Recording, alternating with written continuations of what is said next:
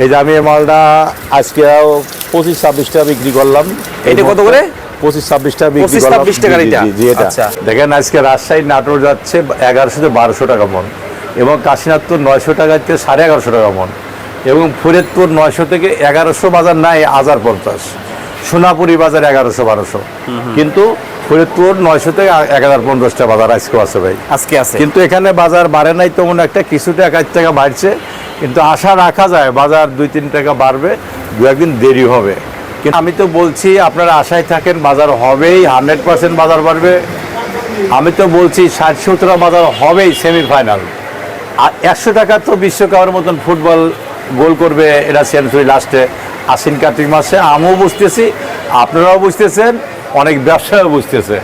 আমি তো বলছি 60 থেকে 70-80% বীজ পৌঁছে যাবে, পৌঁছে যাওয়ার পর 100% বীজ বাড়বে। মুহূর্তে আমি আসি মেসাস ইসলামিয়া ট্রেডার্স ঢাকা শ্যামবাজারে। আজকের পাইকারি বাজার ঢাকা শ্যামবাজারে কেমন চলছে, পেঁয়াজের দাম আমরা জানিয়ে দেব পুরো ভিডিওতে বন্ধুরা। তো যে যেখান থেকে যুক্ত আছেন আমাদের ভিডিওতে সকলে জানাবেন যে কে কোথা থেকে আমাদের ভিডিওটি দেখতেছেন।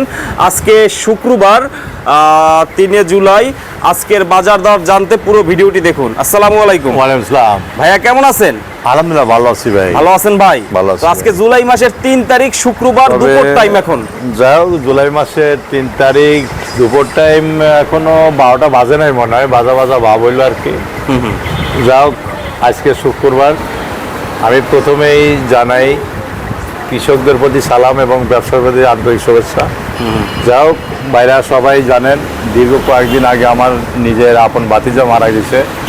যাই হোক আজ শুক্রবার, আমি বিশ্বের সবাই যে যা চেনেন আমার সবার কাছে আমি আজকে ইমাম মৌলানা যে আছে মসজিদের ইমাম যারা আছে আমার এই ভিডিও যদি ফলো করেন, আমার ভাতিজার জন্য সবাই একটু হাতে মুনাজাত করে দোয়া করবেন যাতে আমার ভাতিজা জান্নাতবাসী হয়। তবে আজ শুক্রবার বেচা কেনা আসলেই আজকে ছোট্টখাট্ট গরিবদের হজের দিন। যাই হোক আমি বেচা কেনা ভালো করছি। আজকে বাজার 21 টাকাতে 30 টাকাই আছে। 30 টাকা আছে? হ্যাঁ, আমি 30 টাকা আজও মাল বিক্রি করছি, যে এই মাল 30 টাকা বেচছি ভাই। এইটা কত করে? এটা 30 টাকা কেজি বেচছি ভাই। এটা কি একদম বাছাই কি? একবারে বাছা পাবনা তাহেরপুরির অরিজিনাল দেশি মাল। এইটা না? জি। এইটা 30 টাকা। আমি আজকেও 30 টাকা অনেক মাল বেচছি। এটা তো মানে হিসাবের না, কারণ দুই একটা মাল 30 টাকা বিক্রি করছে। না আমি 29-30 মেলা মাল বেচছি। কি করেন আপনি আজকে? এই দেখেন আমার লাট দেখেন, এই যে লাট দেখেন, এই যে আমার ভালো মাল আছে দেখেন, এই যে এটা 29-30 টাকা বেচতেছি। এইটা 29 টাকাটা? 29-30 জি। এই আচ্ছা, দেখেন আচ্ছা, এইটা 29 এই যে আরেক লাট আছে দেখেন আমার কাছে, খালি হাই সুপার কোয়ালিটি মাল। এইটা না? এই যে দেখেন 29-30 দেখেন, 29-30 প্রচুর ভালো মাল দেখেন। এটা কোয়ালিটি এই দেখেন ক্যামেরা ধরেন সেই মাল। এগুলা 29 টাকা বিক্রি 29-30 করছে। জি। আচ্ছা, এটা কোথার মাল এগুলো? এটা পাবনা তাহেরপুর রাজশাহী বান্ডার। আচ্ছা। তো বাজারের কি খবর এখন, কি দাম কি বাড়বে ভাই? আসলে আজকে নাটোরের বাজারটা আপনি শুনলে তো তাজ্জব হয়ে যাবেন। রাজশাহী নাটোর, নাটোর রাজশাহী আজকে যাচ্ছে 1100-1200 টাকা মন। নাটোর রাজশাহী আজকে দেশের বাড়ি, কিন্তু বাজার কিন্তু এখনো ওঠে নাই। এই যে আমি এই মালটা আজকে 25-26 টাকা বিক্রি করলাম। এটা কত করে? 25-26 টাকা বিক্রি করলাম। 25-26 টাকা এটা? জি এটা। আচ্ছা, এটা গড়সাট, কিছু লাল মাল আছে, ঠিক আছে? জি। আচ্ছা। এখানেও আছে তো পেঁয়াজ। এই মালটা জি, এই যে এই মালটা 25 টাকা বিক্রি করছি, যে দেখেন লাডে আছে। এই বিক্রি হয়ে গেছে? হ্যাঁ বিক্রি হয়ে গেছে। এগুলা বিক্রি? আর অনেক মাল ডেলিভারি দিতে, ওই যে এক লাট বেচা। আচ্ছা, ওগুলো বেচা বিক্রি হয়ে গেছে আর কি। এই লাট বেচা বন্ধ, বাজার বাড়তেছে। যাও হ্যাঁ, বাজার কি একটু বাড়বে? আসলেই বাজার 100% বাড়বে। আমি তো বলছি বাজার বাড়বে। দেখেন আজকে রাজশাহী নাটোর যাচ্ছে 1100-1200 টাকা মন, এবং কাশীনাথ 900 টাকাতে 1150 টাকা মন, এবং ফরিদপুর 900 থেকে 1100 বাজার নাই 1050, সোনাপুরি বাজার 1100-1200, কিন্তু ফরিদপুর 900 থেকে 1050 টাকা বাজার আজকেও আছে ভাই, আজকে আছে। কিন্তু এখানে বাজার বাড়ে নাই তেমন একটা, কিছুটা 1 টাকা বাড়ছে, কিন্তু আশা রাখা যায় বাজার 2-3 টাকা বাড়বে, 2-1 দিন দেরি হবে। কিন্তু আমি তো বলছি বাজার আসলে 100% বাড়বে। পিস তো আমি বলছি এই বিশ্বকাপের মতনই সেমিফাইনাল খেলবে ভাদ্র আশ্বিন মাসের মধ্যেই। সেমিফাইনাল খেলে দিবে, যে বিশ্বকাপ সেমিফাইনাল খেলতেছে, এবং সেঞ্চুরি করবে আশ্বিন কার্তিক মাসে সেঞ্চুরি করবে। আপনি তো বলছিলেন জার্মানের মতন খেলবে। জার্মান এখন আমি পক্ষে ছিলাম জার্মানের, কিন্তু জার্মান বাদ হয়ে গেছে। তো এখন এটা তো কোনো কথা না। আমি আসলেই মুসলমান রাষ্ট্র, আমি ইরানকে আসলেই সাপোর্ট করছি, কিন্তু দলের মনের কাছে হারিয়ে গেছে। কিন্তু হার জিত তো মানুষের জন্যই, এক পার্টি জিতবে এক পার্টি হারবে, এটাই তো খেলা। কিন্তু আমি মুসলমান দলকেই সাপোর্ট করি ভাই। আচ্ছা আচ্ছা, থ্যাংক ইউ। আর এখন পেঁয়াজের বাজারটা নিয়ে কৃষকরা অনেকটা আতঙ্কে আছে। তবে আতঙ্কের কিছুই নাই, আমি তো বলছি আপনারা আশায় থাকেন বাজার হবেই, 100% বাজার বাড়বে। আমি তো বলছি 60-70 বাজার হবেই সেমিফাইনাল। আর 100 টাকা তো বিশ্বকাপের মতন ফুটবল গোল করবে এরা সেঞ্চুরি লাস্টে আশ্বিন কার্তিক মাসে। আমিও বুঝতেছি, আপনারাও বুঝতেছেন, অনেক ব্যবসায়ও বুঝতেছে। হয়তো বলছি 60 থেকে 70-80% পিস পৌঁছে যাবে, পৌঁছে যাওয়ার পর 100% পিস বাড়বে। তো যা হোক, না বললেই চলে না। তারেক জিয়া নাকি প্রত্যেকটা বোতলে 350 টাকার কমাইছে গ্যাসের। আবার জ্বালানি তেলেও শুনতেছি লিটারে 3 টাকা 50 পয়সা কমাইছে জ্বালানি তেলে।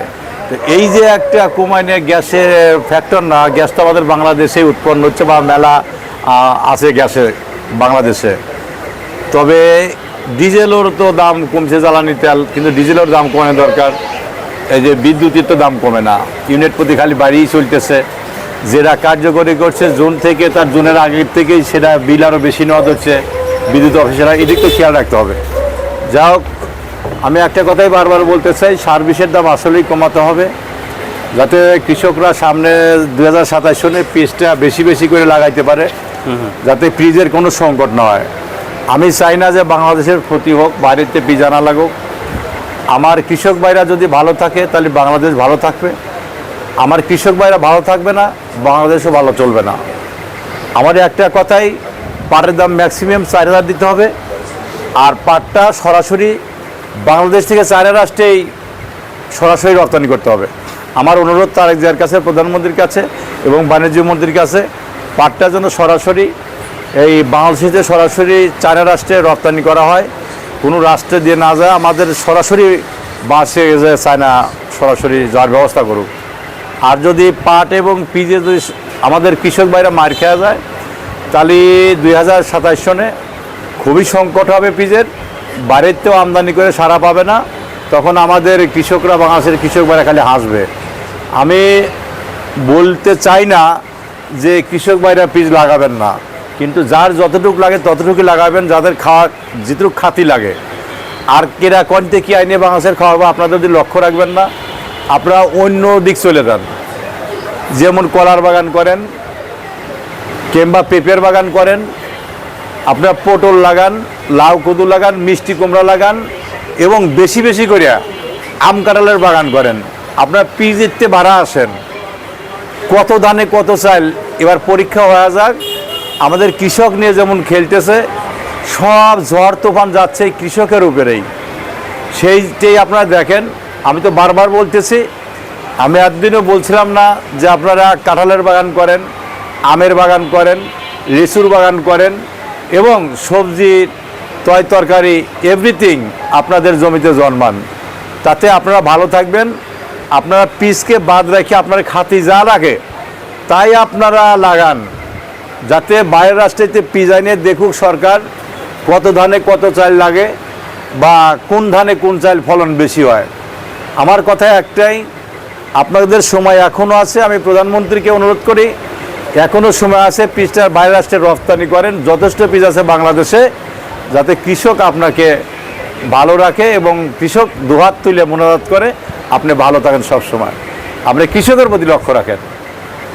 এবছর বিদেশি পেঁয়াজ কি দরকার হবে না? না, যে পিস আছে বাংলাদেশে এখনও অনেক পিস আছে, আশা রাখা যায় বিদেশের পিসের দরকার প্রয়োজন নাই। তবে যদি পিস পৌঁছেই যায়, সেঞ্চুরি করলে পারে তো আমাদের কৃষক বাইরে 2টা পয়সা পাবে লাস্টে। এই 2-1 মাসের জন্য আপনি বাইরের থেকে কোনো পিস আনবেন না। কৃষকরা এই ক্ষতিগ্রস্তের মধ্যে আছে। আর সার গুণের দাম যদি অবশ্যই কমায় নেওয়া হয়, কমান, তাতে আমরা পিস 30-35 টাকা বেচলেও আমাদের কোনো সমস্যা নাই। তবে সারের বিষের দাম কমাতে হবে, তালিসিন পিজের দাম কম রাখবেন, তাতে কৃষক মাথা পাইতে নেবে। আর আপনি যদি সারের দাম কমান না কমায় আরও প্রতি বস্তায় 400-500 করে বাড়ান দাম, তাহলে তো কৃষক আপনার পিজ লাগাবে না। আপনার বাইরের রাষ্ট্রেই আমদানি করতে বাংলাদেশের যে লাগবে সেটা পূরণ আপনাকেই করতে হবে, তখন কৃষকেরা দায়ভার দিতে পারবেন না। কৃষক ফুটবলের মতন, বিশ্বকাপের মতন সবই খেলতে পারে। পিচ লাগালাম না, আমার খাইতে যে পিচ লাগাবো ওইটাই লাগাবো, ধান আমি কম লাগাবো, আমার বছরে যা খাতি ধান লাগে প্রত্যেক বছর আমি তাই লাগাবো। হ্যাঁ, সেই জন্য আমি কৃষক ভাইদের বারবার বলতেছি, আপনারা আম, কাঁঠাল, লিচু, পেঁপে, কলার বাগান, এভরিথিং সবজির আবাদ করেন, যাতে আপনাদের তেল পর্যন্ত কিনে না খাওয়া লাগে, তিল সরিষার আবাদ করেন। আপনাদের যাতে কোনো সরকারের কাছে হাত না পাতা লাগে, আমার এটা দেন ওটা দেন। আমরা সারের জন্য কেন সরকার অনুরোধ করবো দাম কমানোর জন্য? আমাদের সারের প্রয়োজন নাই। আপনারা গরু পালেন, গরু পালে জৈব সার বানায় আপনারা খেতে দেন। আমাদের নাই সারের দরকার। আমরা জেদ করেন, 2-1 বছর জেদ করেন, দেখি কে কত পারে, দেখি কে কত পারে, সরকারই পারে না কৃষক পারে। আপনারা জেদ করেন আর গরু পালেন, জৈব সার বানায়া আপনার খেতে ফেলা, তার পাশে আপনারা কাঁঠাল গাছ লাগান, আম গাছ লাগান, লেচু গাছ লাগান, কলার বাগান করেন, পেঁপের বাগান করেন, আলু লাগান, প্রত্যেকটা লাগাই তো জৈব সার লাগে। আমরা মাটি সার ব্যবহার করবো না। আমরা আজ থেকে ওয়াদা করি, প্রত্যেক কৃষক বার অনুরোধ করি, আপনারা 2টা করে গরু পালেন, আপনাদের খেতে যদি আপনারা 1000 কিলো করে গোবর ফেলান না, আপনাদের কোনো সারের প্রয়োজন হবে না। বাজারটা কত দরকার এখন? এখন যদি বাজারটা নিয়ে ম্যাক্সিমাম 45 থেকে 50 থাকতো, তাহলে কৃষক একমত ডাল ভাত খেতে পারতো, বা ছেলে পেলে নিয়ে পড়াশোনা করার পারতো, বা ছেলে পেলের এক মুঠো মাছ দিয়ে ভাত খাওয়াতে পারতো। এখন যা কৃষক যে অবস্থায় আছে, তাতে একবারে না বললেই চলে না। আমরা একবারে ক্ষতিগ্রস্ত হয়েছে কৃষক। সেই জন্য আমি বলি, এদের একদিন শুনতেছি পাটের দাম কমাবে, সরকার কেন পাটের দাম কমাবে? সেই জন্য বারবার বলতেছি, পাটটা যাতে বাংলাদেশে সরাসরি চায়না রাশি রপ্তানি করা হয়, এদিকে বিশেষভাবে খেয়াল করতে হবে। তো ভাইকে ধন্যবাদ ভাই, আর কিছু বলবেন শেষে? একটা কথাই বলবো, আমি বারবার বলতেছি, কয়েকদিন আগে আসলে আমার ভাতিজা মারা গেছে, আজকে শুক্রবার। যদি আমার এই ভিডিওটা মৌলানা এবং মসজিদের ইমাম সাহেবের সামনে পড়ে, আপনাদের অনুরোধ করি আজকে মসজিদে আমার ভাতিজার জন্য দোয়া করবেন, যাতে আমার ভাতিজা জান্নাতবাসী হয়। আমিন। Thank you. আসসালামু আলাইকুম। ওকে।